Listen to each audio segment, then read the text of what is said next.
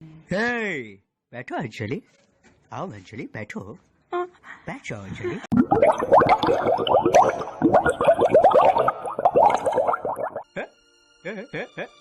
मैं इसी जगह रहता हूँ अंजलि, यही मेरी जगह है। पिछले कितने दिनों से मैं यही रह रहा हूँ। मामा कैसे है? वो मर गया अंजलि। गुजर गए? हाँ, गुजर गए।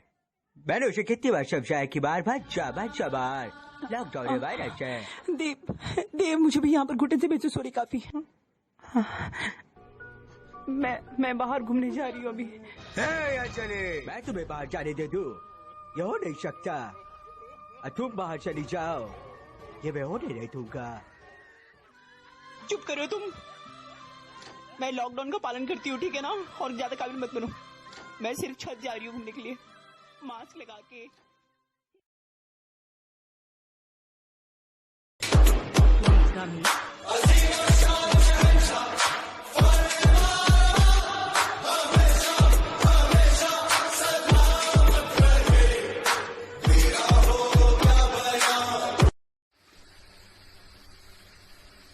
ये पिटेगी मेरे से अब? ये हाँ। छोटा बाबू मत लियो, नहीं उसको मारूंगा, उसको भी।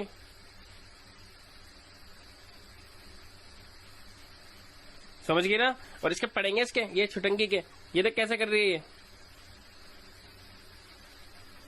ओ लावी, ओए रो क्यों रही है तू? अच्छा चला, मेरे को दे, मैं चुप।